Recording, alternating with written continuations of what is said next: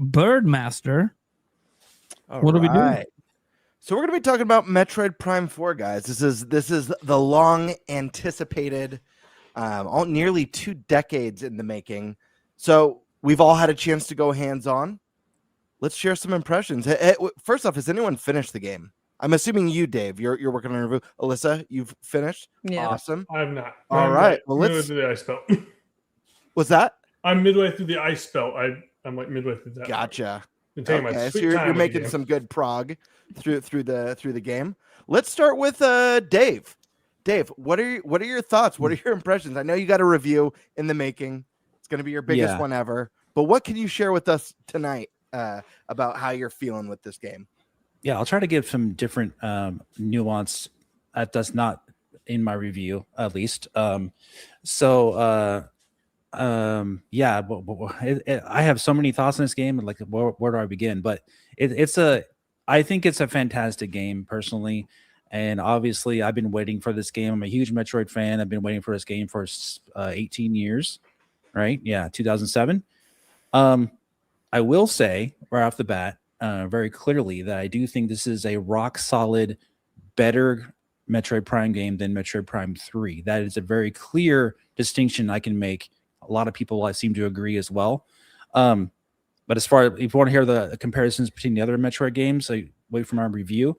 But I think the game is a tour de force for your senses.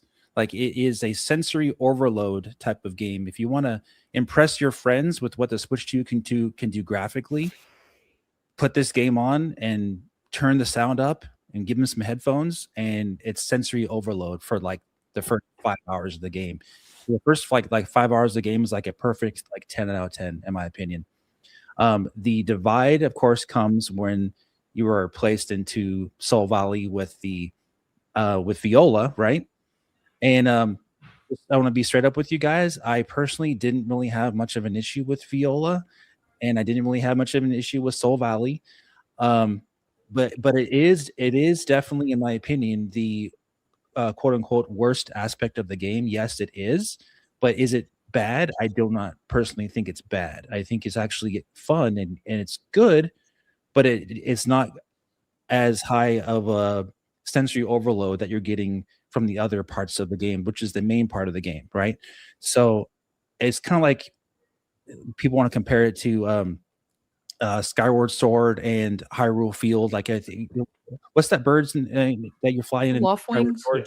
Yeah. Loftwing. Want to kind of compare it to that. Some people didn't really have fun doing that, going to different points in Skyward Sword. Hyrule Field, I thought it was pretty fun, but it's not like the actual core Zelda experience necessarily. Even in Hyrule Field, it is and it isn't. But even more so at Metroid Prime 4, that is not the core Metroid Prime experience that you're getting in the quote-unquote dungeons or biomes that you're going to. The Viola is getting you from one place to another, but it's a little bit more than that, because you do have a very clear objective that they place upon you at the beginning of the game to get those green crystals. So if you're not paying attention to the instruction the game gives you, you may be in for a difficult end game. Because you do need to get those, because it's imperative to save what's left of their race. You know what I'm saying? So I found it kind of funny a little bit that reviewers were complaining so hard on that part, because I was like, well, didn't you review the game? Like, you need to like review what you're supposed to do in the game, right? So like, I didn't have a problem with that at all in the game. I was done with that in like less than an hour at the end of the game, because I was doing what the game kind of, told me what to do, and I enjoyed it. I had fun. So I was, but yes, it's not the actual Metroid Prime experience that you're used to, because it's a different type of mechanic completely. And I think that's where some people have an issue adjusting to the sensory overload.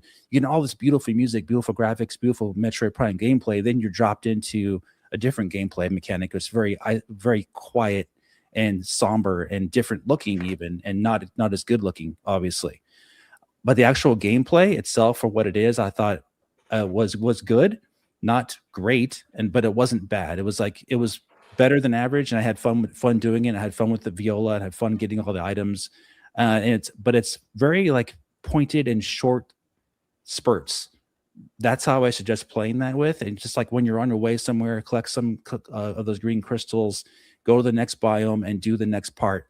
And that's kind of what it's there for. But I really enjoyed the shrines that it has and everything, that the hidden stuff there. I enjoyed all that. So yeah, but like the game, besides that, I had to cover that, of course. Besides that, I think the game is definitely, it's Metroid Prime. So if you think, if you assume you know what Metroid Prime is and you never played it, you don't know. So like there's no series like Metroid Prime. There's no series like it at all in gaming. So you don't get games like this very often. Games like this come once in 20 years, apparently. So like, yeah, there are not games that are like this, guys. There just aren't. There's no game like this in 2025. There hasn't been a game like this in years. So yeah, if you're interested in what this game offers, go ahead and pick it up, and I think you'll have a really great time. Don't listen to what the haters and people say, that it's overly negative about a certain aspect of the game that is very small in the grand scheme of things. In the actual game itself, the game itself is fantastic Metroid Prime gameplay. And also a real quick note on Miles McKenzie. He's actually Miles Mild McKenzie, I would say. he's not really a factor. I think it's more of a case where these characters are being introduced to Samus, and she's viewed as a galactic superhero to some of these guys. And not all the Federation officers have the same reaction as him. They're not all excited to see her outwardly. He's one of them. There's like one other that's really excited to see Samus. But there's other Federation guys who are just like, yeah, business as usual. So like, it's not like across the board where that's like that for all the NPCs. And the characters actually evolve in the story, and they're not just acting the same the entire time. So that's my quick opinion on the game. I think it's fantastic, and I think it's a must play. Hell yeah. Awesome, man. Sure. Let's head on over to Shiny Metroid Trainer. Yeah, I got a lot of notes on this. Yeah, unload. Yeah, so let's see. I can start with some of the cons I noticed that I think I'm not sure. This is up to the point I played at least. Is that you can't shoot your beam as fast as in Prime 1 through 3, as far as I can tell. Where like in Prime 1, I could take the A button and just smash it and shoot faster than I can in Prime 4. So that made a difference in combat, at least for me. Not a huge difference, but it's noticeable.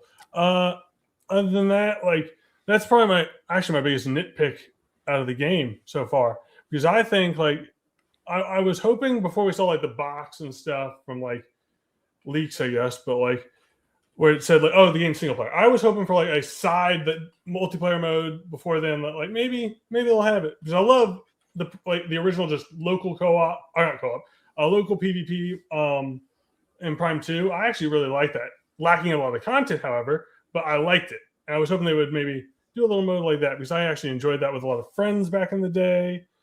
And that was so much fun. I really enjoyed that. But not like knocking off any points that it doesn't have it. That would have been a nice bonus. And then like I think the music is fantastic for what I've played. It's great. I'm really enjoying it. Very immersive. You can hear all the like birds and like different like creatures in the background. It's very immersive. And the detail, I put my graphics is 10 out of 10 for Nintendo stuff, and even just in broad, it's really nice. I have details as a separate thing, because there's a lot of like little details, like I mentioned, creatures, different things you can spot moving around in the background. They don't have to be enemies; they're just fun creatures to see. So I put that as a 10 out of 10, because I don't see a lot of games doing that as much as Prime does that I play. Combat, I put as 7 out of 10, because you can't shoot as fast. However, Prime games have never really been about the combat for me. It's more about the puzzles and like how you progress in the game. Puzzles for me so far I put as 8 out of 10. I've seen games. I like Prime 2 a lot. That's my favorite game of all time. I love the puzzles in that game. But I feel like that might go up from 8 out of 10 for me. Because because I've heard some of the later game puzzles actually get really good from a friend of mine who knows me pretty well, and I would say he's like, you're going to love the puzzles towards the end. I hope that's true, so that'll probably go up. Let's see, and then I have immersion. For me is like 10 out of 10 right now. I love the immersion in this game. I actually think the characters up the immersion rather than lower it for me. I actually really like the characters in the game so far.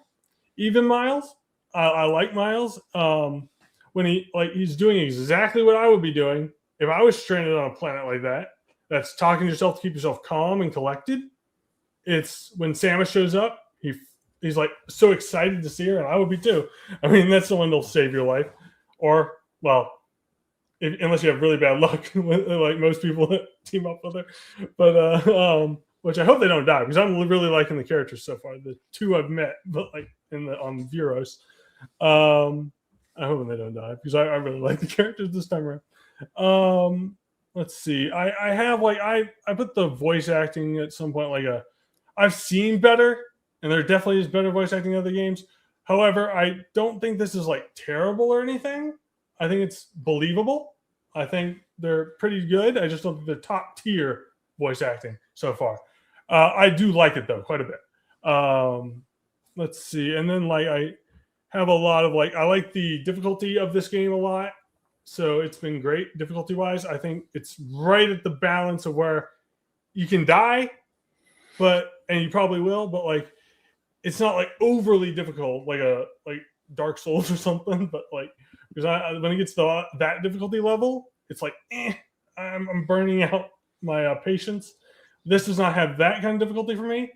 But then again, I'm pretty experienced with the Prime games. I can get through some stuff. I've died only to the teleporting Cybot so far, and that one gave me a little trouble until I learned how to beat it in the way. And that's that the fun fight was part. pretty hard. Yeah, that was a bit of a challenge. I did learn a way to kind of cheese it with the control beam, where you can just keep knocking it down. Yeah, and that was great. And that's what I've been telling Tabby as she plays. So I'm watching her. So yeah, shout out to Tabby Cat Games. I've been doing a podcast with it. And I'll mention that at the end. But let's see, what other notes do I have here? I have that I think people think, oh, for me, the Prime games, I'll get this out of the way real quick, are more about immersion than isolation for me, than the 2D games, which are more about more isolation feeling.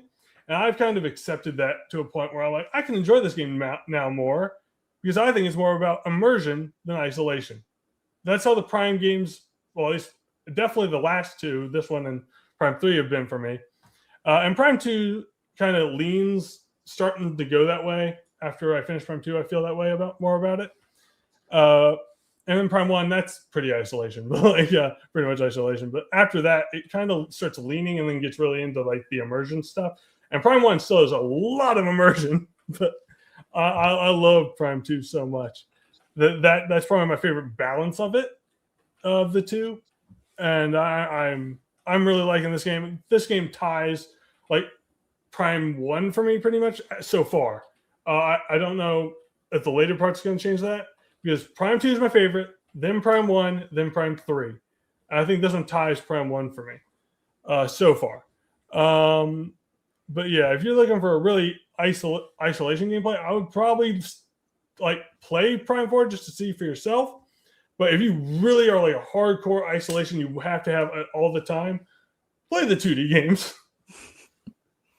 Yeah, and that's a brief. I don't want to go through all everything I've written because it's long, but well, I want to let other people talk, so we'll go on, and I can maybe tune in a little bit when other people mention some stuff. But yeah, I love the puzzles so far, but I want to get to Skysword, see what she thinks. Yeah, so Alyssa, what are your thoughts?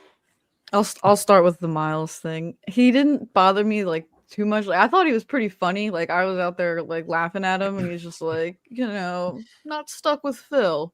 Win. I'm that's pretty relatable. But Yeah. I felt like they were a little too heavy with the hints, in my opinion, personally. I feel like he kind of chimed in a little bit too much when I was let me just explore and do my thing. But I could see the appeal to that for other people. Yeah. I found there were definitely parts that were challenging, like you mentioned, like the Cybot. Like I died at that. That was like the first time I died too, was during that fight. But the difficulty, in terms of Metroid, I've only played the first Prime game, Other M, Samus Returns, and then a little bit of Dread. I haven't finished Dread. Great game. So I can't like speak for the other Prime games, but I feel like Prime 1 was a lot more difficult than this one is. I'm currently playing through hard mode, so hard mode probably will be much more of a challenge. So in terms of difficulty, I feel like this was a little bit easier than that one, which I feel like could be really nice for new players to get into the series since it's not so like frustrating. Like I don't know if this is like super spoilery, but if you like fall in the lava, you don't just like say, "Oh, well, you're screwed. You got to go back to your save station." The game like boots you up. So it's kind of like more forgiving. And I know some of the other games have been more like Samus Returns. I remember being like booted out beside like the boss room if you died. So that makes it like a little more like accepting, I guess, for other people. Like it's just not as frustrating. Some people would be like, "I can't do this. Like I'm not playing this anymore." Like rage quit. It's more accessible. Yeah, exactly. Oh, like yeah. And then in hard mode, it does add like a few like layers to make it more challenging. Like your ammo doesn't replenish at the save stations, so it adds that to it.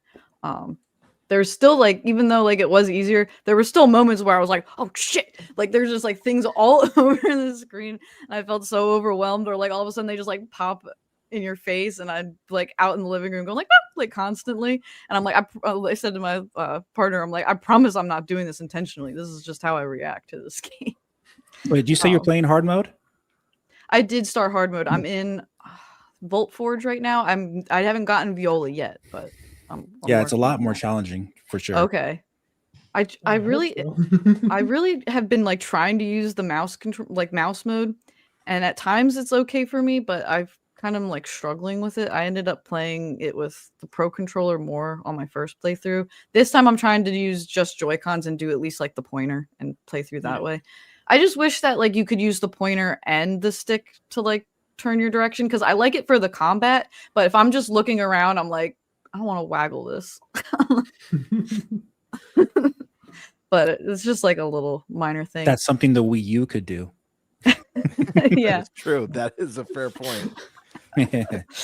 I did try out in my hard mode one. I decided to switch it to the 120 because I was playing in 4K 60, since I'm used to most Nintendo games being like 30 to 60 anyway.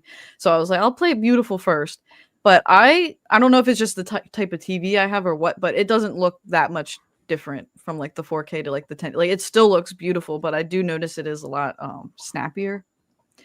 I am hoping though that what they used in this one for the next one, which I'm hoping we get a new one, Oh man. they kind of use like what they did in this one to expand more, because I feel like I agree with Soul Valley being like not the main showcase of the game, and how it is kind of like that Hyrule field.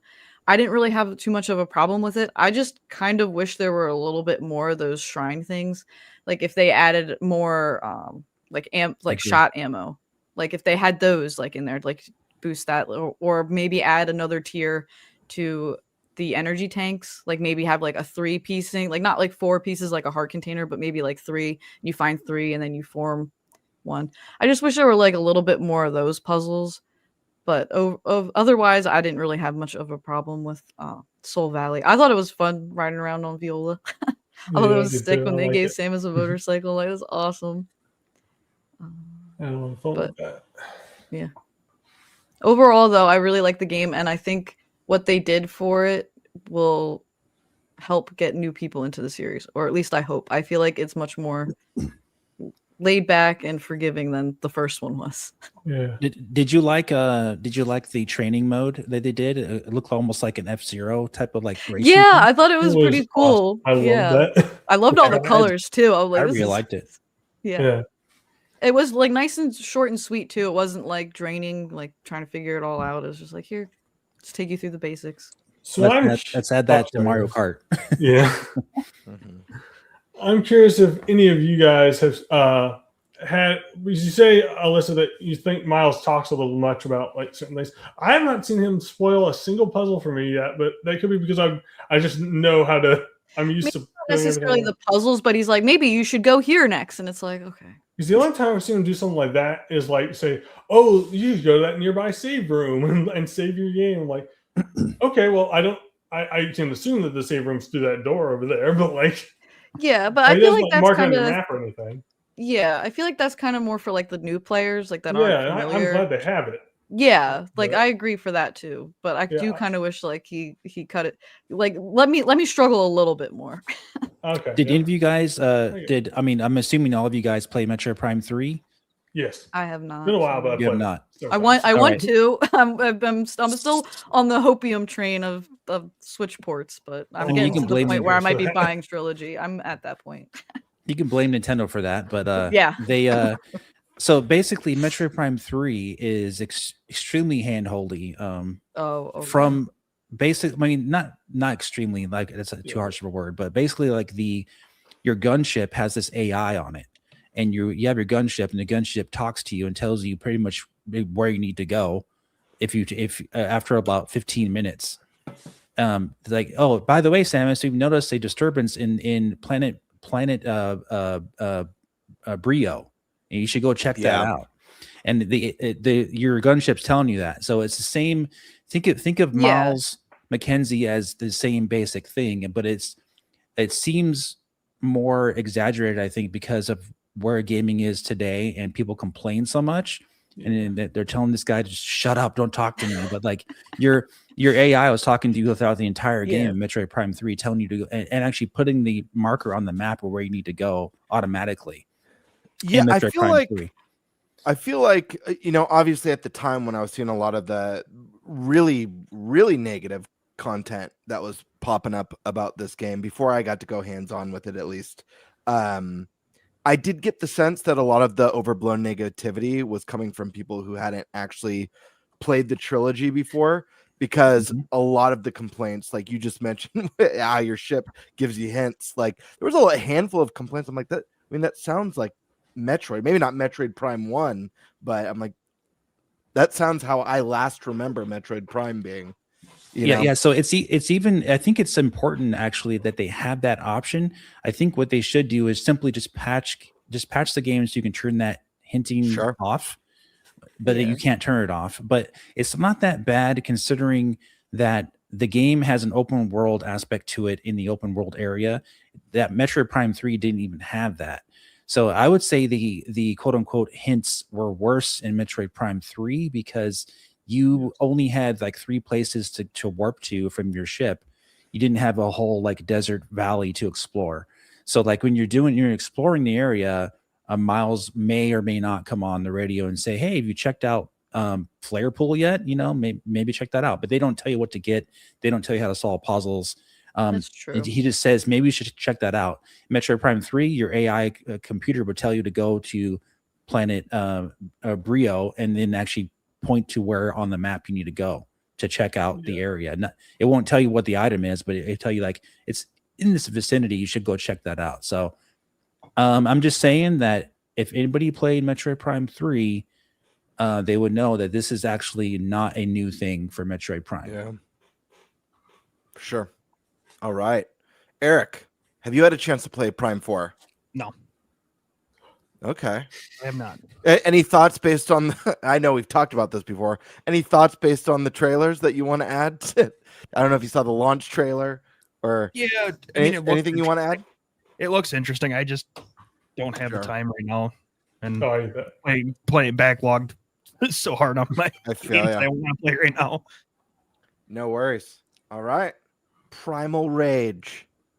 Thoughts, impressions. What do we think? It's interesting because having played it now, I'm in Soul Valley after Volt Forge doing my thing. I find that a lot of the complaints that I'm seeing on the internet seem to just, in my opinion, be people who clearly never played Prime 3. Because a lot of the complaints are like the same things that were in Prime 3. Now, I'm not saying that maybe they did play Prime 3 and they didn't like those things either. and maybe social media just wasn't a big deal back then, and it is now. So now you feel more likely to voice your opinion today than you were back when, Prime 3 came out in the very early days of social media. So I can understand why maybe it's being talked about more now than it was back then. But I also think it's also being made to be a bigger deal than it really is. Like, how many times were we told the NPCs are a problem? And then you read some of the reviews, and the reviews are even talking about how much, the NPCs are just so annoying and this and that. And then I play the game and I'm like, dude, like 5 hours in and there's been 7 minutes of dialogue. Can we stop acting like this is a thing that's happening every 5 fucking seconds that we're playing? Because it's not. Like, it's actually almost so minor at this point that I don't even know. Like, if I did a review, even like what of Miles so far, the only thing I'd even bring up is being like, yeah, there's NPCs. Like, they're so minuscule to what I'm doing that it just I don't understand like why there's any real like major complaints about them. It's fine if you don't like them and you find them to be annoying. That's obviously gonna be personal choice. Like, Miles McKenzie's the only one I've really interacted with so far. I love the guy, man. He's awesome. Like, literally, it's like, did we just become best friends the moment he opened his mouth? It was great. Like, I love it. Dude, I want to talk to Miles more. Let me tell you, I will be returning to home base a lot just because I want to hear Miles talk, baby. So, yeah, dude, I got to get his thoughts on everything. And I already saw the future cutscene coming where the chick thinks you're like a rock star. Because I am. I'm Samus fucking Aran. Do you know what I've accomplished so far in this universe? If they weren't fangirling out about me, I'd be wondering what's wrong with them. So, look, obviously the NPCs were like this big sticking point. So far, again, personally, I've only experienced Miles, but I've seen some other cutscenes, and I'm really enjoying that.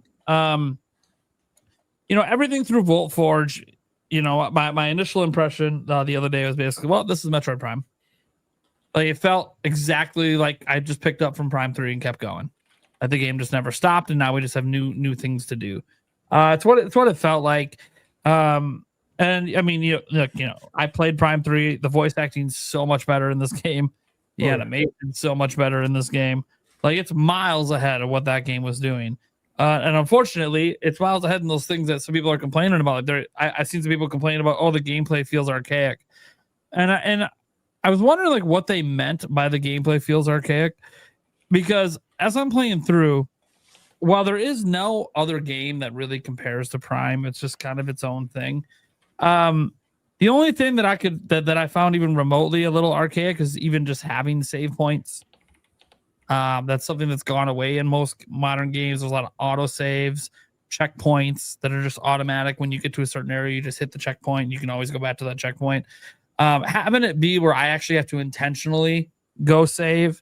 Again, I grew up with video games the way it used to be. Heck, we used to not have saves at all. You used to just unlock a code you had to write down on a piece of paper, and you would write that code to get back to that spot back in the NES days and Atari days. So, like, I get it, and I'm not really like docking too many points for it, but that's like the one thing that just didn't feel very modern. That felt very, okay, you're trying to make this thing accessible, but then also, hey, I have to remember to save. I can't just set the controller down and walk away.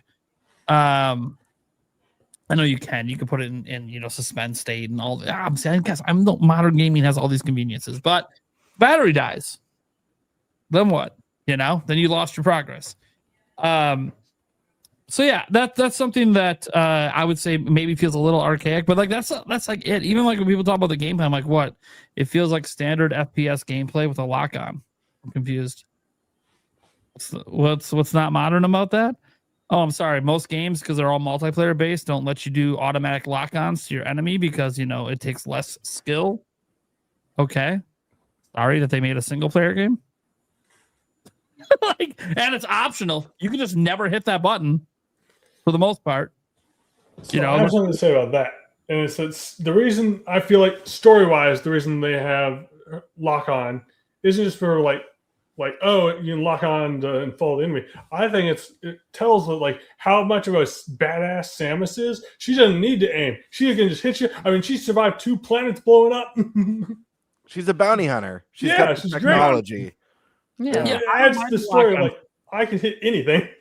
No, obviously I'm a big Zelda guy. We've had lock on forever in Zelda. Yeah. So like obviously it kind of fits in with something I already enjoy. So I know some people might knock it for it. I actually think, hey, in a single player game, I'm cool with this. If this is multiplayer, yeah, it's a little bullshit, but it's not multiplayer. It's single player and it's optional. It doesn't even need to be used.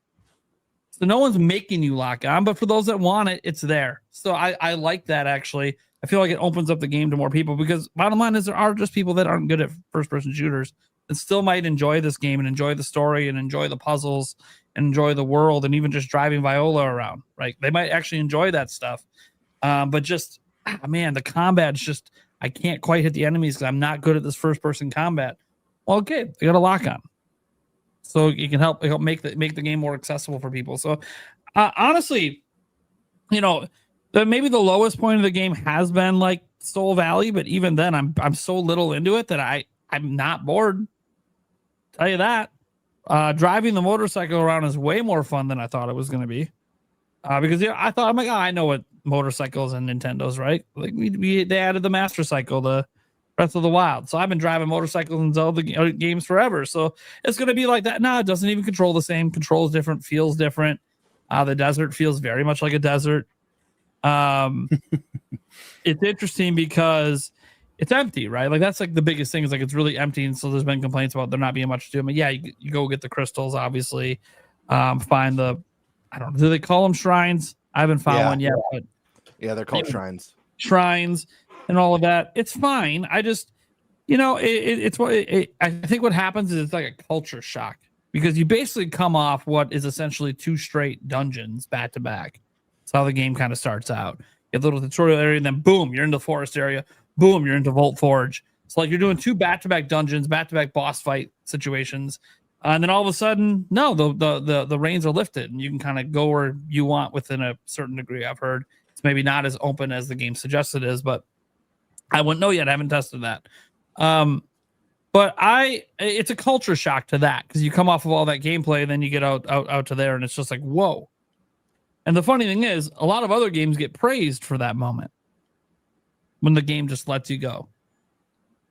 For some reason, this game's going to be knocked for that moment. Now, maybe it's just the setting. Maybe it's just because a desert is not an exciting setting. And it's not. Visually, it's not like, you know, it looks like a desert. Yeah, I don't really... I've driven through deserts. It looks like any desert I've seen. Empty, vast, not a whole lot going on. Few tumbleweeds here and there. And oh, look, here's some random enemies that popped up. I got to go kick their ass quick. Like, you know, it doesn't, the desert's just not a very exciting setting, right? Like outside of like specific Western movies, think about how many movies you intentionally watch that are based in a desert. It's not very many. I mean, there's Dune and there's a few examples out there, but there's just not very many that do that because it's just not a very appealing place to be. And so when you're going to make that be your Hyrule Field, I do think that that's maybe why some people feel such a low point there is like, hey, this is Hyrule Field, but at least Hyrule Field felt alive. It's a field. There's trees, there's enemies, there's occasionally a butterfly if it decides to render in. Back in the N64, there was questions about that at times. But this feels dead and desolate. And I think that's what they were going for. So I can't even knock them for that vibe because clearly something happened at this planet, like an extinction level event happened. And so it makes sense to have like a dead, desolate desert because everything got killed. And as far as I could tell, everything's dead. So like, how do we, oh, you have the enemies. Yeah, I know the enemies are there. Still learning how they got there or what's going on with them. But right now it's like, okay, I know that there was a race that used to be here. They were really intelligent. They got rocked. Why did they get rocked? How did they end? And why am I listening to someone open the door? Keep the door shut, please. That's what I'm trying to do. Keep the door shut. Don't need to hear what's going on the other side. No, I'm just look. My overall impressions so far are this game's amazing. This should be like a 92-ish right now if I was to give a grade. And this is just so far. It could go down. I can tell you right now. So far in Soul Valley, I'm debating on knocking a point off for it, but I gotta wait and see. Obviously, I heard about a big quest that annoyed a lot of people right before the end. I also heard some people talk about how I don't know why people were bitching about it by the time they got to that quest. I think I know what happened. I don't want to spoil too much for you guys because the fact I even know about this sucks because I would have discovered this on my own. But I would say that the people bitching about it, and there were a lot of reviews bitching about it, because they played it like a review instead of playing it like a game. So they rushed through everything, and then they got to that point, and they realized all these things they've been ignoring to rush through. Oh shit! Probably shouldn't have been doing that when the game told me it was important to collect a certain thing. So then I think if people just naturally play the game and they're not trying to rush through it for review, I don't think by the time you get to that quest, it's going to feel as big of a deal. That is the review culture at these corporate websites. They need to beat the game as soon as possible so they can give their review, and they have a limited amount of time. And it's very easy to just look over certain objectives that are given to you, and all of a sudden, oh, wait a minute, I can't beat the game. Oh, that's right, I got to do this thing that I guess they told me about, and I didn't see it. Yeah, and then they're angry because they can't beat the game, and then they knock points down. And if you collected that thing the whole time, like it told you to, because I very clearly remember the game telling me to collect these things, if nothing else, just for upgrades. I'm like, okay, well then, yeah, if I come across it, why wouldn't I smash it quick and just move on? Like this is pretty easy. So I don't, but you know, they weren't thinking about that. They were trying to slam their way through the game. Then they got to a point where that stuff's required, and they're like, oh, I think most people playing the game will have close to what you need by the time you get to that point, in my personal opinion. But I'm not to that point yet. I don't know how much it is. I just, from people who have beat it and just beat it playing like they normally would, saying like, hey, I don't, yeah, these kind of quests are normally lame, but also it's kind of a, hey, are you trying to speed through the game? Check. It's like just like, are you actually playing the game or are you speed running the game? Yeah. For me, I was already like 75% there at that end part. So I was like, oh, I was actually disappointed. I wanted that it was over so quickly. I was like, I thought it was going to take me longer. Oh man, this is a little bit over too quick, because I had such a great time at the end going through the shrines. I really liked the shrines actually. I thought it was a nice like change of pace from the main gameplay parts, the shrines especially, and then finding all the other secrets, and then having when you're all powered up at the end. If you ever played a Metroid Prime game, at the very end of the game on those last quests, you have all the abilities unlocked, and you're like super powerful, and you have all the cool stuff you can use. So I was like, oh, that part's already over. Okay, I guess I should beat the game now because I have everything. Like. It just goes to show you gotta really actually just play these games for yourself, and you gotta remember that there is review culture out there, and if there's certain things that need to be done in a game, chances are that someone who's reviewing the game may not do everything that you think they should be doing because they didn't pay attention to certain aspects because of time. Yeah, like not scanning everything. I don't expect a reviewer to have 100% scan rate. Because they're trying to rush through. They're not going to stop it. They might scan a few things, but that's the way that works. So my overall impressions right now is that this game's amazing. It feels like a must play. Will my mind change as I get deeper into it and get to more of the negatives? Am I going to find that quest when I get there to be annoying, or am I going to like it? I don't know. I will say, one general complaint I have seen about the game is just overall it feeling a little archaic. And I'm like, yeah, it does. But it feels archaic in a good way, because nothing ever did Prime better. If you guys could tell me a game out there, indie or otherwise, that has made Metroid Prime but done it better, let me know.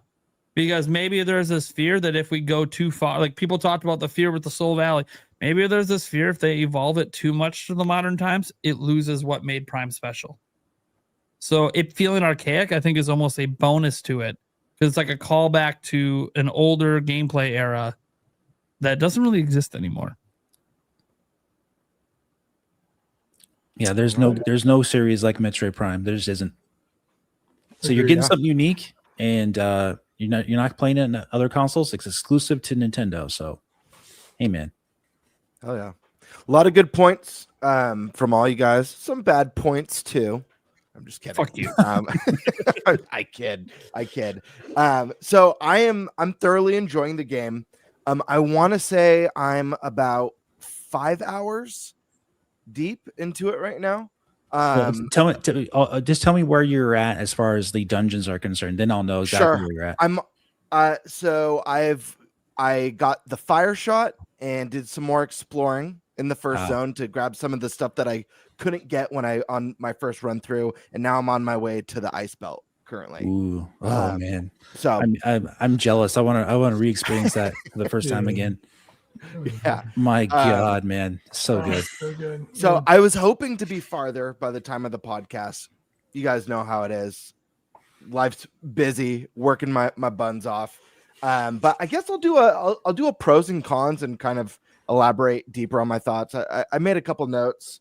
I think for me, the very first thing I noticed right away when booting up the game that was a huge pro, and it has maintained being one of my favorite parts about this game and one of the best in the series, if not the best in the series so far, is the music. Literally, it's right from boot up. The music's fantastic, and you've got like the choirs and crazy sci-fi synthy music chiming in, and it continues zone to zone. There's just a vibe. I got to use vibe. Everyone's using vibes in the reviews lately, so I got to say there's just a vibe to the music in this game that's beyond anything I think we've heard in a Metroid game. What? Stash is gone. I've got to hold down the fort. I thought I was good on the puns today because he was gone. Right. But I truly think the music's been remarkable. It's been a standout. Every location, every track, I'm blown away by it. And kind of a mix. I love some of the choir stuff, the synthy stuff. There's been stuff that's been a little bit more edgy and a little bit more having like a rock sound to it. That's really cool. Yeah, like some of the boss fights. Yeah, just really loving the music. Even the music, Alyssa, you mentioned the training zone with Viola. Even the music there was super unique and cool. So music right off the bat, you notice it right away, and it just sticks so far. Next thing you'll notice right out the gate is the visuals. This game is stunning. It's remarkable that this is a Switch 1 game. Obviously, I think we're all playing the Switch 2 version, right? Oh, for sure. Yes. Yeah, we're all playing the Switch 2 version, but this is a Switch 1 game, and it's stunning. And I think the game's better looking than any of the first party stuff we've gotten on Switch 2 so far. So I can't wait to see what, as time goes on with this console, what some of the Nintendo studios are able to put out. And God, I hope to God we're blessed with a sequel to this game. I hope one day we'll see a Metroid Prime 5, because I love to see what Retro can do, pushing Switch 2 to like its core, and what they'd be able to do on more capable, more powerful hardware. But there's going to be people who nitpick and compare this to realistic, more realistic visuals. This game isn't shooting for photorealism. There's an art style here. There's just something super unique about the look to this game that's just so nice on the eyes, and the lighting effects, and it's so vibrant and colorful. So really love it, and it gotta love those sexy doors they've included in Viros. Anyways, the bosses are another major highlight in this game. I've loved the bosses so far. I'm playing on normal mode. Haven't found the game too challenging, except for when I get to the bosses, where I'm like, okay, I'm sweating now. So really enjoying that. I think they do a good job of keeping Samus moving, whether you're morph balling, jumping, whether you're having to switch to your psychic shot that you can control and hit certain weak points. But bosses are a huge standout so far. Really enjoying them. I hope the momentum continues with those, because I think as far as early on goes, it's been the most exciting bosses in a Prime game so far for me early on. Viola, this was my biggest concern. I know we talked about this on the podcast right after that Viola trailer dropped. Everyone was super excited. I was very concerned about Viola in this game. And the reason being, as I mentioned before on the show, is that oftentimes I find that when a game adds some sort of a mount or vehicle system where it's not the core mechanic of the game, so many times it controls like ass. and it negatively impacts the scores. Think Arkham Knight, people complaining about the Batmobile. Think about Roach in The Witcher 3, or how awful the at least I haven't done the vehicles in Borderlands 4, but the previous entries, they were such a pain. I hated driving the vehicles. Viola, I was very impressed. The bike is fun, controls really well. I don't feel like I'm sliding around. I feel like I have full control of what I'm doing. I love it. I find Viola exhilarating. I wish maybe it was a little bit faster.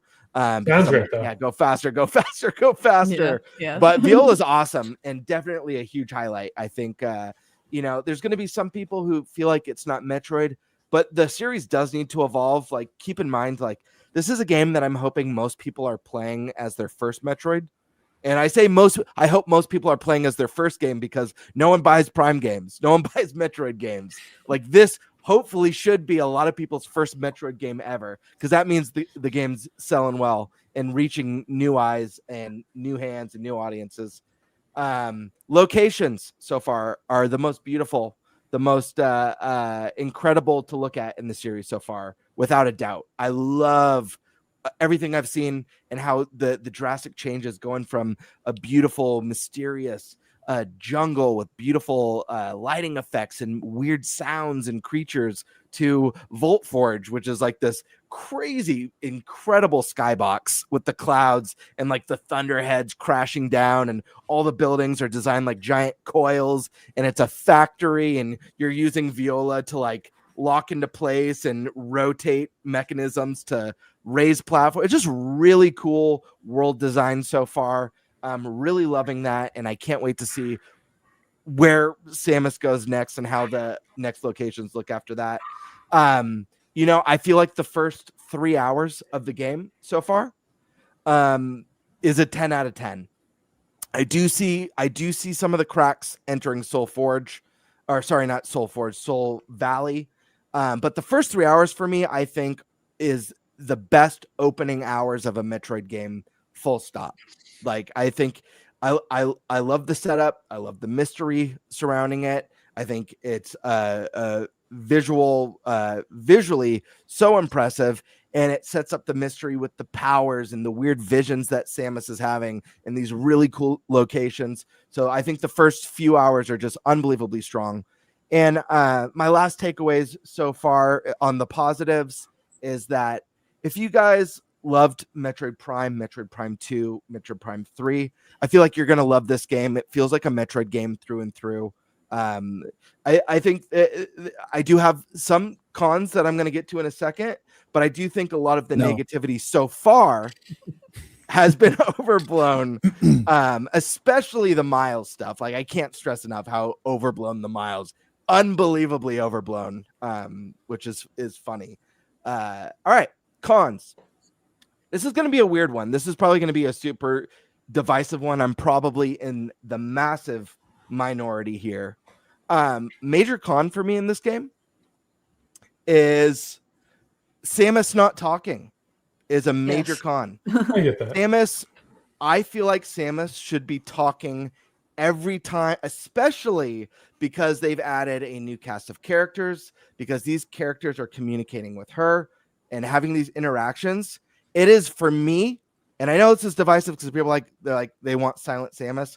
First off, silent protagonist is never going to be as interesting as a protagonist who talks. That's why Zelda's my favorite series. Link's never going to be my favorite Zelda character ever, because he doesn't talk. I love the Wind Waker version of Link because he's the most expressive. He has the most personality. But I mean, I could think of a dozen characters in Zelda that are more interesting than him.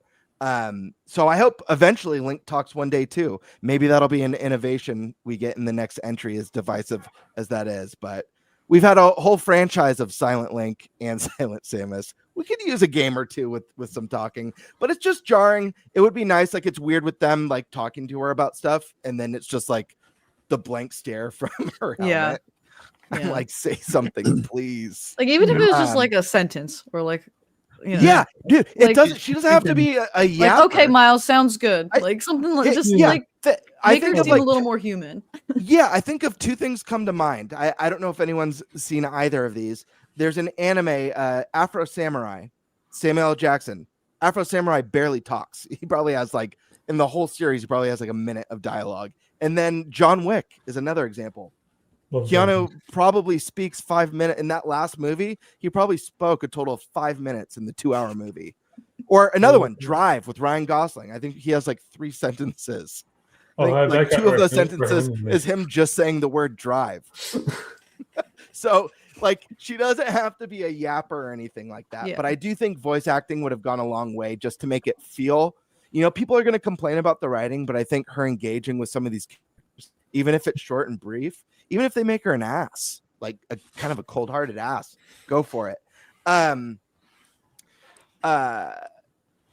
Let's see. I do feel like so far, and this really isn't an issue for me because I'm loving this game and I love I love every Metroid game I've played. I don't love Other M, but I like Other M. I like it. It's a flawed game that I enjoyed. But I love all the mainline Metroids and all the Prime games. That being said, because I really care about the future of this series, I do wish that there was some bigger innovation to draw in new eyes. I'm not 100% sure, especially like with the marketing, that enough was done to bring in people who maybe never cared about Metroid in the past to be like, okay, this time. And maybe the motorcycle's the thing. I know it seems like they maybe did that to appeal to more of the Eastern market, like the Japanese audience that loves motorcycles. And it's a series that hasn't sold particularly well in Japan. But I wish there was some other sort of innovation that's like, oh, wow, never seen this before. I got to check this one out. And then lastly, Soul Valley. One thing I didn't enjoy, and I have a feeling this is going to be a repeated occurrence, is when I went to, I forget the name of the fire area. I should have wrote it down in my notes. Pool. Thank you, Pool. Shiny. Flare Pool. When I went to Flare Pool, spoiler alert, you get the chip for your fire power up and your fire shot, but it doesn't give you the power up. You have to drive back to your base. And I have a feeling it's going to do that every time I get a new type of shot.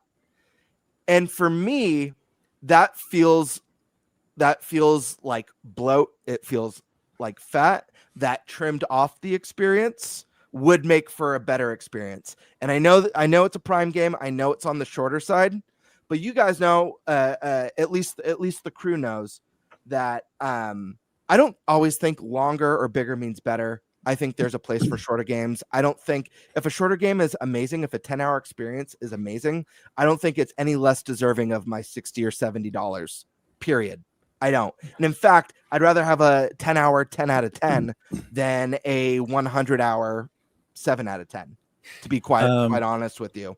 So, Gamebird, yes, just real quick. Yeah. Just keep in mind, yes, it is a Metroid Prime game. But I don't want to spoil the gameplay aspects for you. Yes. But keep in mind, there is actually a reason why you need to go back to Miles for that chip. You got to think outside the box. That's why when you go. I have a feeling I know where you're going with this. Yeah. When you're getting the crystals. Well, I mean, yes, but like when you're getting other beams, for example. Oh, that's remember right. what the other yes. areas were holding you back from entering in other areas. That's true. Think about that. Yep. Yeah. No, that's true. That's definitely a good point. But I feel like it, and I think it's more of a Soul Valley thing. I think the Soul Valley does feel a little bit like bloat. I think there's a great idea here. And I don't know if I'm curious for this game having like an 8-year, and I understand that development restarted. I am curious if maybe they couldn't figure out, they couldn't quite crack the code on Soul Valley.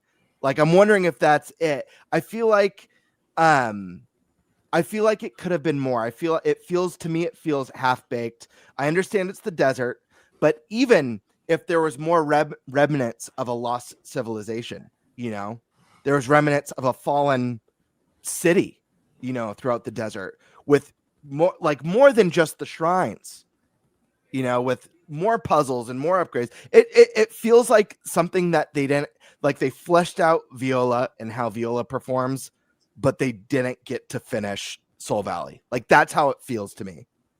But I don't know. I've only got to experience a little bit of it, and I drove around a bit before. I did a little bit of just roaming around the desert, seeing if I could find any shrines before going to Firepool. And I don't know. It seems like they just missed the mark with this one.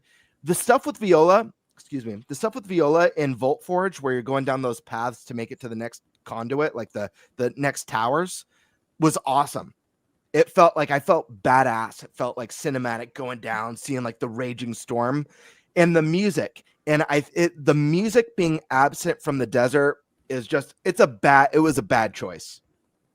Like I don't see any other way around it. Like the music's phenomenal in this game. So like maybe if the music wasn't that present and not that good, I wouldn't notice it that much. But the music kicks so much ass that the moment it goes silent, it's like, whoa, what happened to the rad soundtrack that I've been listening to these first 3-4 hours? So I don't know. We'll see. I'm very impressed with the game so far. I'm curious to see how my ultimate feeling is. But again, like I said, if you guys love Prime 1, 2, and 3, I feel like you're going to love this game. It feels like Metroid Prime through and through. Best visuals in the series, best music in the series. I like the psychic abilities so far. Again, it's the best opening 3 hours in any Metroid game, in my opinion. So I've got a lot of praise. I just feel like the lack of voice acting in the Soul Valley are really what's keeping this game from being a masterpiece. It feels like a great game. And again, this game is like averaging like an 81 right now. It's like sitting around an 81. The negativity is overblown. I understand the bar that people have set for this game, especially the expectations after waiting so long.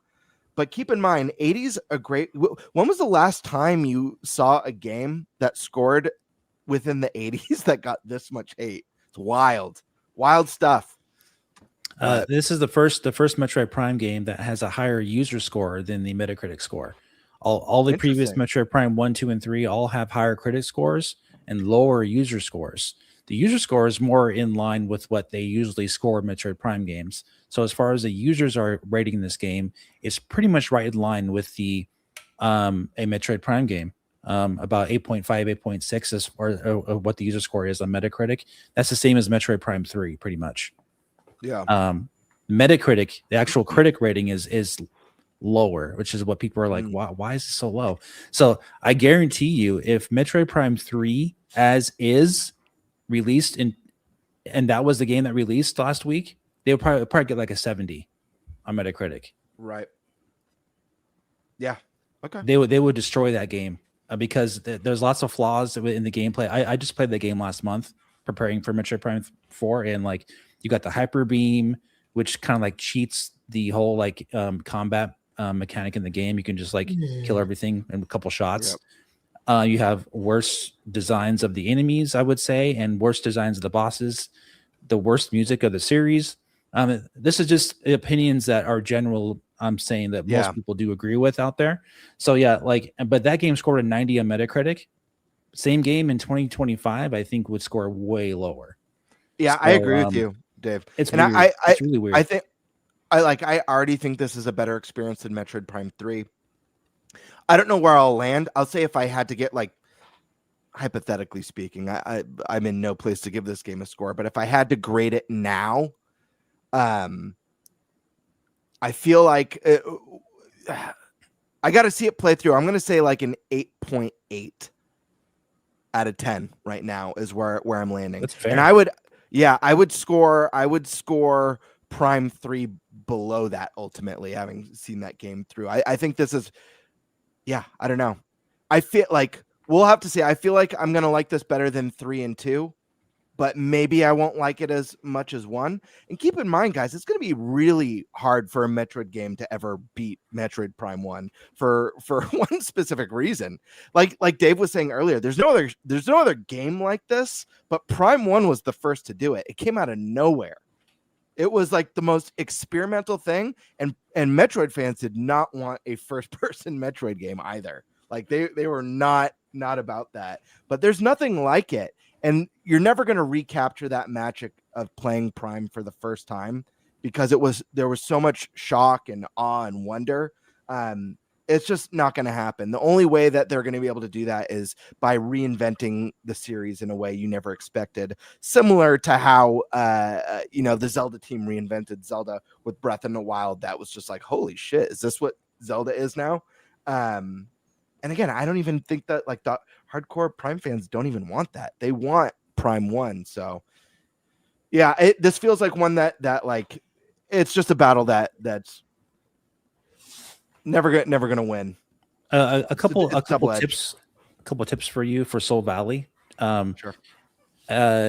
Make sure you try to collect when you do the boost. Make sure you're heading for one of those cactuses because the cactuses will refill your boost instantaneously, and you have an instantaneous boost right after that. So you almost like you don't even run out any boosts. And by boosting through Soul Valley, you can get from one side to the other in about 1.5 minutes. I timed it. It's very, very small because Viola is very, very fast if you're boosting. And if you get the cactuses, you'll continue to boost throughout the entire way. Plus, if you're looking for other stuff to do, there's various different jumps and like almost like tricks you can do. You can jump and like get other places. And when you engage in the combat, even though it's very basic, it does have music it does play music while you're fighting the enemies, and there is actual music in the entire Soul Valley as well. It's just a lot more subdued. It's going for a different vibe, as you said. The vibe is different, which is it's more subdued vibe, but it's more like a 2001: A Space Odyssey eerie vibe that they have in the desert. So yeah, I got that like right away when I played it. I was like, wow, this is very dark and like eerie. Like I feel like very alone here. It's I liked that at first. But like the second time you enter Soul Valley is when you went on Viola. That's where it kind of like has a little bit more of a disjointed feel because you actually are having to explore.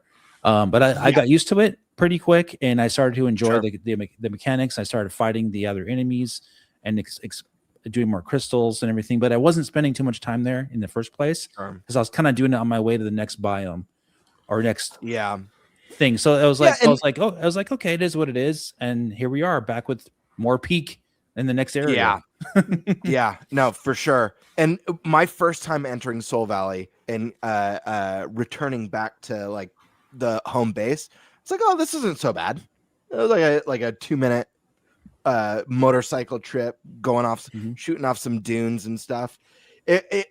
My concerns arose when I left that base again and kind of did some exploration. And I don't know, I do feel like you know what would have been nice if they had implemented some sort of like dynamic event system or something where like events happen. Sandstorms, world boss that maybe shows up randomly at certain times. You know what I mean? Day and night system. I think day and night cycles. Yes, something to make it just feel a little bit more or a little bit less sterile. I think sterile's the right term. It feels. I understand it's supposed to feel barren. It's a desert. But I think it feels too sterile. I think even the most barren desert has life through the day and night cycles and man, we already know they can create unbelievable skyboxes. Imagine the nighttime skybox they could have created for Soul Valley with a massive like moon or 2 moons and crazy like auroras and all that. I'll be watching too much of that, just standing there looking at it. I'll be spending way too much time doing that. Right. But I mean, there's a good idea here with the motorcycle. I really think they nailed Viola. I think it's just that world that could have used a little bit more I don't know, R&D, a little bit more innovation, or maybe I don't know. I think maybe it just needed more time to cook. But I love the game so much so far, despite the desert, being a bit of a concern. And who knows, by the end of it, maybe I'll be like, it wasn't great, but it wasn't that bad. And the overall experience was so good. I'm not even phased by it. My favorite game of all time, people know on the podcast, is Wind Waker. And I understand the flaws in the padding of the Triforce, the legendary Triforce quest at the end. But I also understand, and this is why I wonder if, maybe this was a little bit half-baked, is, we know there's pulled content. 2 dungeons that were pulled from Wind Waker. So I do wonder if there was bigger plans for this place and it just didn't come around. Who knows? Maybe one day we'll find out. Maybe this is just how it was supposed to be. I'll tell you this much for Wind Waker. I couldn't stand that last part of the game. I almost quit the game at that part with Wind Waker. Yeah. I loved the game up until that last, empty ocean fetch. You go fishing for all the things. I thought it was awful. Like by far the worst in-game fetch quest I ever had played in my entire life. Metroid Prime 4, it was breeze. It was like nothing like that for me. Only because I guess because I played it the way the game wanted me to play it. But like by far, Wind Waker, I think that's the worst I've ever experienced in a video game. Besides that, the game's like a 10 out of 10. Besides that last part, and I did the game will always be a 10 out of 10 for me. I did beat the game, of course, but man, that last part was awful for me. And especially, and the reason is because in Wind Waker, the difference is they don't tell you anything about this until the very end. They spring it on you. Right. In Metroid Prime 4, they tell you about this since the beginning of the game. Yeah, that's a big difference. And same thing with Metroid Prime 3. You're searching for these batteries basically, and you find out about them early in the game. That's also your in-game fetch quest. But if you already are collecting these power cells throughout Metroid Prime 3, you won't have a problem finishing that part of the game either. So one thing I will say too, honestly, 100% honest, I actually enjoyed Soul Valley way more than I expected, and a lot more towards the end than I did in the beginning. For whatever reason, I really enjoyed it a lot more at the end. But yes, it was not. It still was factually the worst part of the game. It's not the highlight of the game. It just wasn't. But it wasn't bad, and I still enjoyed it. Type thing. It's a really weird, thing to try to gauge and like rate that part, because I enjoyed it, but it also was still the worst part of the game. It's weird. Can I ask you guys all something? And I know Prime's not here, but I'm curious because, I mean, I talk about my cons with this game, and obviously, I mean, the big one and the obvious one is Soul Valley, and I seems like everyone's in the same boat. Everyone's either concerned about it, or it's their least liked part of the game, or they just straight up hated it. But the first con that I mentioned, I saw Alyssa nodding her head like she agreed. But I wanted to gauge, because I feel like going into this discussion, I felt like, I know this is going to be divisive, because I know people just like the thought of Samus speaking is like the biggest like hell no ever. But I really believe it would have made the experience better. Do you guys agree with me there, or do you guys think I'm out of touch with what Metroid should be? 100%. I think I agree with you, but I don't think she needs to speak much. Yeah, but sure. I think a couple, maybe two or three, maybe two, maybe at least one scene where she says something very substantial. That would probably make everyone's heart flutter for a second. Oh my gosh. And it'd make you so happy, like in Metroid Dread. But yeah, I think a couple scenes where she says something substantial, I think would be actually beneficial to this particular game. The fact that she doesn't really is a little disappointing, but I still enjoy the interactions.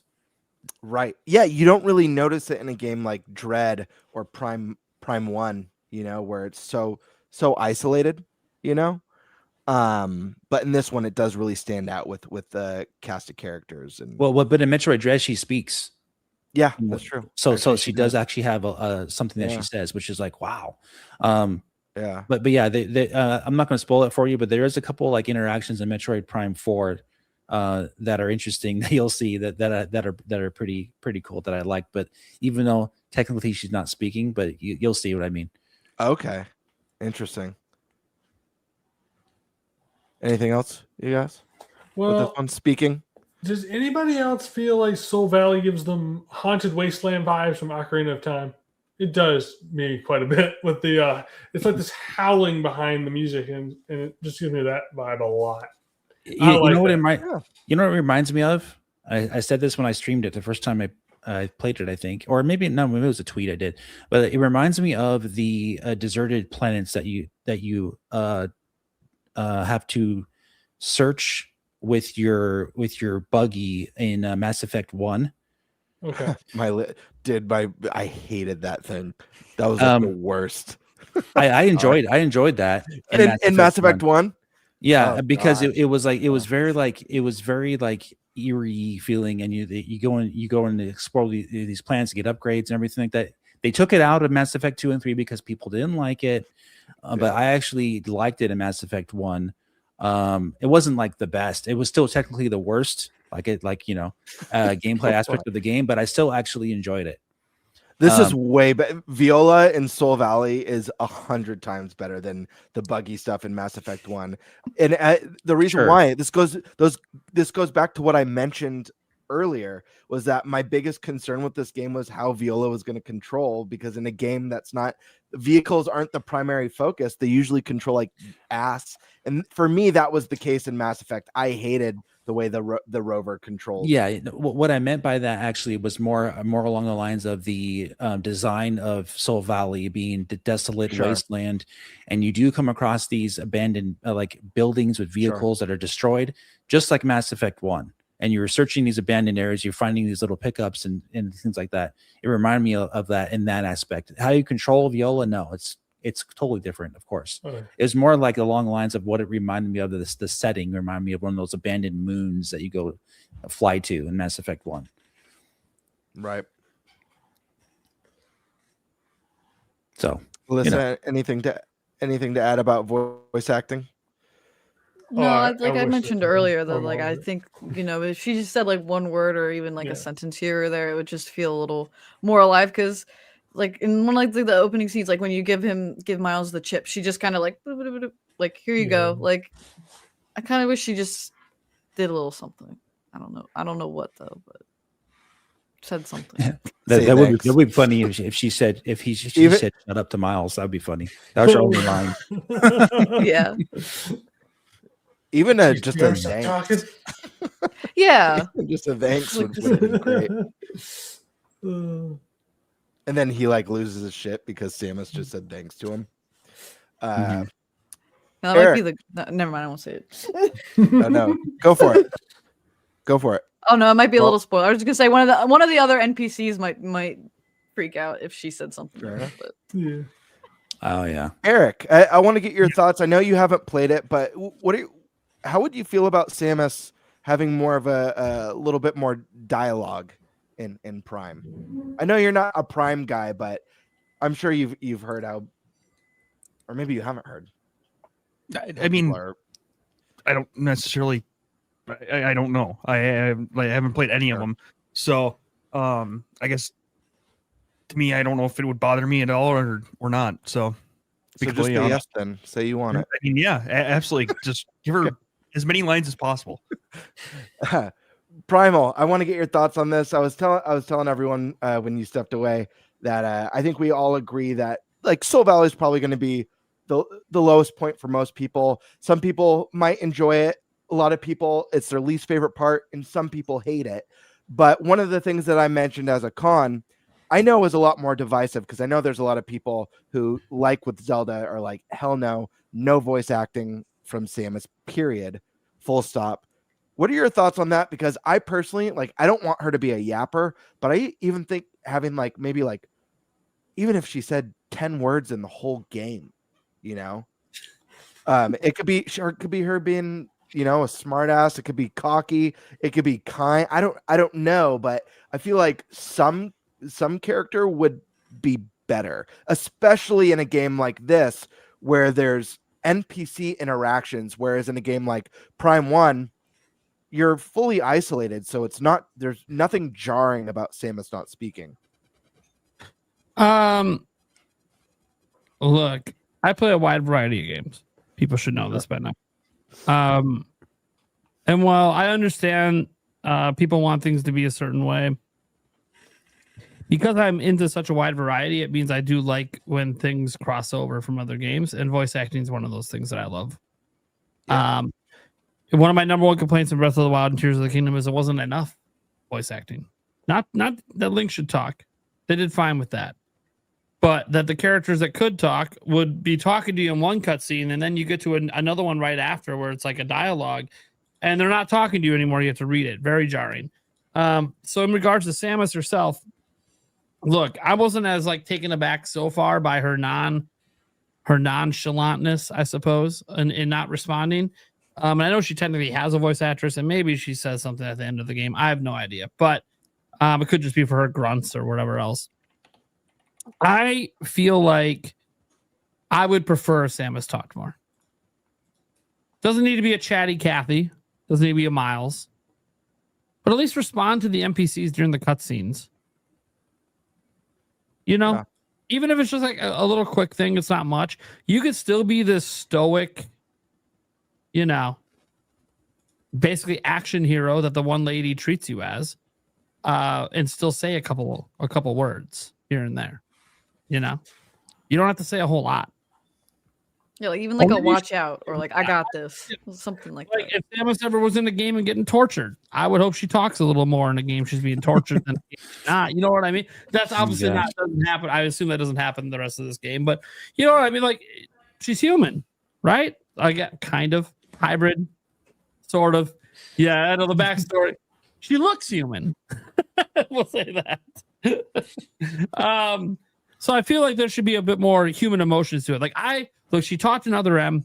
I had no problem with her talking in Other M. I'm not sure what my issue was. My issue was either the voice acting being bad or the lines were bad. Could be both. But yeah, I think it was the dialogue that people say like the writing was bad for her. Because I think she talked too much. Yeah, I don't want to fault the voice actress. Basically, I'm trying not to fault the voice actress for presenting the game the way they wanted it to be. Like, I don't want to act like this voice actress doesn't have a vocal range to do a whole wide range of emotions. But if she was instructed that, hey, you need to read these lines this certain way, this is what the character is, then I think that's just wrong. Because it basically gave her a voice, but made her voice feel monotonous. And the whole point of a character having voice is to give them character, not to have them be a robot. Which is what it kind of felt like with her in that game. Even though she was going through emotional moments, it was very monotone, don't give a fuck, I'm a robot. And I think that was obviously what they were going for. I think they were trying too careful to not give her much of a personality because they know how people have depicted over time who Samus is as a person. But I think at some point you just got to accept who cares what everyone else thinks. It's about the game you're making and what's best for your individual game. I think Samus talking would have, at least so far, enhanced the game to me, not been a detriment. So I would definitely say I want her to chat more. And if there is a Prime 5, obviously, I think we can't talk about it yet till we see sales data, because I feel like if the game gets any sort of sales momentum, that's a good sign for a Prime 5 someday. But for right now, yeah, I want her to talk all the time. Agreed. Yeah. I talk to myself. Why can't she talk to herself even? I don't know. Like I said, like silent protagonist is never going to be as interesting as one who talks, even if they only talk a little bit. Like no one's good. Right. Like, yeah, there's going to be someone out there who thinks Dragon Quest Hero is like way cooler than any Final Fantasy, like Cloud or Squall or any Final Fantasy protagonist. But come on. Yeah, well, I mean, like to that point, so I don't know about you guys, but Metroid to me has never had like this massive story. Like it's not really that in depth. It's fairly surface level. There are some nuances here and there, of course, just like there's in the Kirby story, Splatoon story, etc. There's nuances, but for the most part, the story is, you know, pretty easy to predict on where things are going to go, I guess, to put it that way. It's not a super complex story, even though it deals with some complex things. It deals with them in very simplistic ways, at least so far in Metroid Prime 4 and my experience with 1 through 3. But that's not usually a knock on a game. But it's a trend I've noticed where games that have silent protagonists tend to have weaker stories. Zelda, weaker story. Metroid, weaker story. Versus games that have protagonists that are very active tend to have a much more engaging story, whether you like the voice acting or like the interactions or not. And that's one thing, like, hey, we're getting the Zelda movie. Link's going to talk, right? They wouldn't make a movie where the main character doesn't talk. It doesn't even make sense. So see. yeah, like, they might try it. They're taking us back to the olden days. The olden days. That'll be awful. Yeah. Of a complete silence, but it's like implied and it's a comedy skit. You know, no one has. Well, he talked in the cartoon. Excuse me, princess. He did talk in the cartoon, true. And technically, and this was corrected in an interview once, I think, by Miyamoto. He said Link's not a mute; he talks all the time. It's a gameplay choice, which is true, because they do taught the characters physically taught to Link, and he tells them things like his name and stuff like this. That's how he gets that information. But it's a gameplay gimmick to make us feel like we're the character. Well, in a movie, look, there's no pretending. We're not the person on screen. We're watching a movie. We're not playing the game. So he's going to talk. Just like Samus, I think, would talk in a live action or cartoon as well. I think Samus would talk. Maybe not a lot, but Samus would have some lines. So I'd love to see her talk some more. And I kind of feel like I've just noticed this trend where games that tend to have a lot of dialogue tend to also just have a more I don't want to say a better story because that's too subjective, but a more in-depth, more in-depth story, more going on. Well, more substance. Yeah. I await the day we get Link fully voice acted. Did I freeze? No, you did not. I don't know if I'm waiting for that day. I would go with the movie. I don't care if he talks in the movie. I honestly don't care if he talks in the games either, to be honest. I would say what's interesting about Breath of the Wild, Tears of the Kingdom is, they kept that whole thing going where we're Link. So, like, we're the ones telling the characters the questions they're answering or asking. But I want to say, I don't know about you guys. Somehow in Breath of the Wild, Tears of the Kingdom, I felt more disconnected from that Link in terms of it is me than any prior Zelda game. It felt like he very clearly had his own thoughts and his own personality, which, by the way, is not a bad thing. But it's more so if it's already starting to feel that way, and these are some of my favorite Zelda games ever, maybe it's time to pull back on the trope a bit. Start to let him develop a bit of a personality in this next game. That could be a huge... Wind Waker, he was super emotive personality. Yeah, super emotive. Love to see it. But yeah, I really hope they bring voice acting to that series. I just would love to see it again. I think it would be so cool to finally get a game, especially, Zelda's been a bit story light. I fully expect Nintendo to try and I know we're going to be talking about some Zelda in a moment, but I fully expect Nintendo to try and innovate the series again and not kind of take another stab at the Breath of the Wild, Tears of the Kingdom thing. I think if they do, they're going to see diminishing returns with that. I think, part of the success is reinventing through art style and themes and story and new types of gameplay. But we've been story light the last couple games. Maybe one of the things that they do differently this time around is they go super story dense, Maybe they make a more story heavy game. I would love to see it. A game where Link talks, it's unprecedented. So it's like that would be a huge innovation for the series. Be really cool.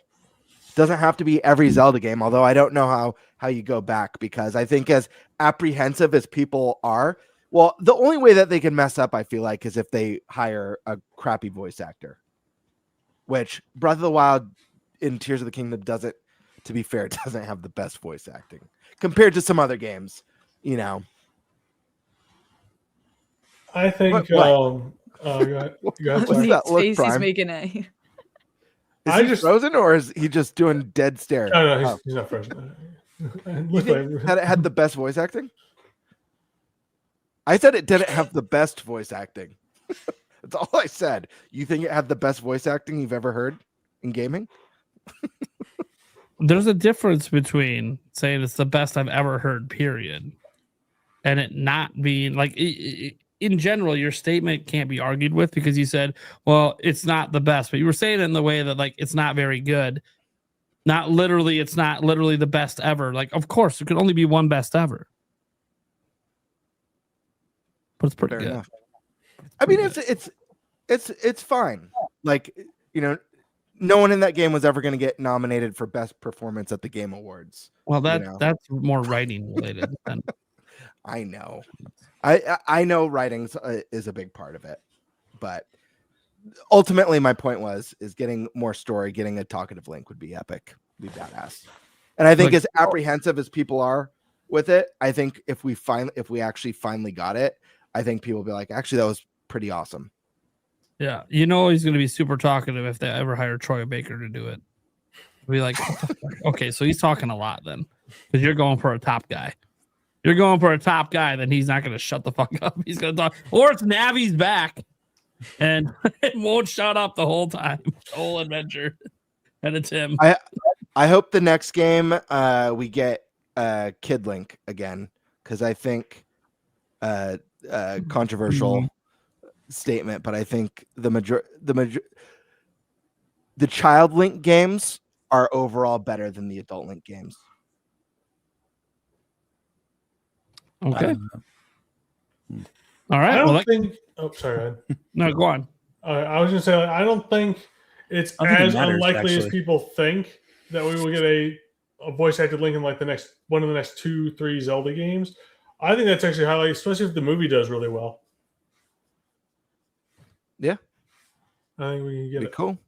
I think we can Be cool. But yeah, guys, thanks for having me on. I'm gonna head out. Really appreciate you having me on for the Metroid Prime 4 impressions. Enjoy the Zelda talk, but I'm gonna go back. I need to go back and work on my review because I only have the nights to work on it. So, I want to get that out as soon as possible. So yeah, have a great night and nice meeting you, Good to meet Alyssa. Yep. And, See you later, Dave. Dave, real quick. Yep. Real quick before you go, do you know when your Prime 4 review's dropping? I don't have a date yet because I'm still editing it, in the middle of editing it. Sure. I'm hoping for this weekend maybe, but I don't know for sure. Okay. Cool, man. Looking after forward. the Game Awards. Yeah. All right, guys. Take care. Have a good one. Later, man. All right.